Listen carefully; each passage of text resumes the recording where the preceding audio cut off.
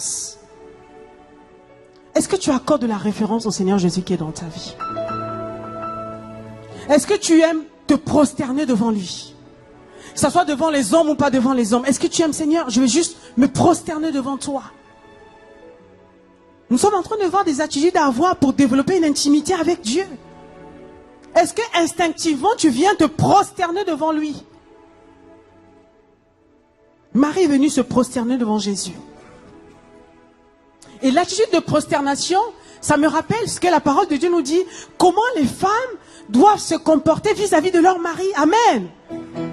Vous avez remarqué qu'en fait que c'est à la femme que Dieu demande de se prosterner devant son mari.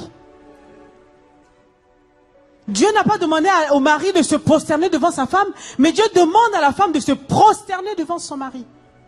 C'est un message fort. Comme Sarah faisait. Sarah qui se prosternait devant qui? Devant Abraham. Elle appelait Abraham mon... Eh oui, c'est un privilège. Je ne sais pas si ça vous réjouit ou pas. Regarde, mon frère Dieudonné, il répond derrière moi. Et vous, pendant ce temps, vous êtes silencieuse. Amen. Lorsqu'on se prosterne, c'est pas qu'on se dévalorise. Non. On ne se dévalorise pas, au contraire. Ça montre qu'on est une grande personne. Vous savez, quand tu sais qui tu es libre de faire ce que tu veux faire. Amen. Vous savez, le monde nous a enseigné des choses vraiment qui n'ont même pas de sens. Soit disant parce que tu es importante que tu ne peux pas te mettre à genoux. Non. Tu te mets à genoux parce que toi, tu veux te mettre à genoux. Parce que tu sais qui tu es. Et tu sais qui est en face de toi. C'est un signe d'honneur. Tu veux honorer la personne qui est devant toi. Tu vas lui dire que tu comptes dans ma vie. Amen. Quelles sont les femmes qui se prosternent devant leur mari? Ah! Même pas une main! Alors là, c'est grave.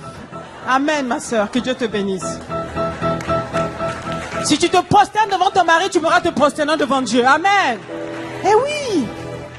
Si Dieu demande aux femmes de se prosterner, parce que c'est dur pour la femme de se prosterner. Vous savez, on a cette fierté-là, hein, de femmes disent que oui, oui, oui. Et c'est vrai que dans le passé, nous avons vécu des choses difficiles. Amen. Les hommes ont voulu nous brimer. La religion a voulu nous brimer. La religion a voulu mettre des fardeaux compliqués sur nous. Soit disant que c'est nous qui avons tué Jésus à la croix. C'est à cause de nous qu'Adam est tombé. Mais je disais souvent pendant ce temps-là, quand le serpent parlait avec Ève, Adam était où? Il aurait dû intervenir pendant ce moment. La Bible dit qu'il était à côté. Mais pourquoi il accuse la femme? C'est à lui que Dieu avait donné les instructions de garder le jardin.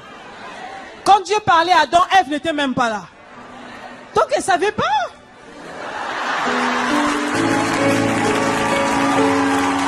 Alléluia. Amen. Non mais sœur, il faut se prosterner. Je vous assure, si tu te prosternes devant ton mari, demande-lui quoi que ce soit, il va te donner. Vous savez, dans le monde, il y a des femmes qui ont compris ça. Hein? Dalila avait compris ça, mais dans le mauvais sens. C'était se prosterner pour manipuler. Nous, nous sommes des femmes de Dieu. Amen. Il faut se prosterner. Amen. Est-ce qu'on peut acclamer le Seigneur? Se prosterner. Si tu ne l'as jamais fait et que tu rentres à la maison, tu te prosternes. Il dit, mais qu'est-ce qui t'arrive? Tu dis, Dieu m'a dit de me prosterner. Amen. Non, ça ne te diminue pas pour autant. Non. Nous sommes des personnes importantes. Amen.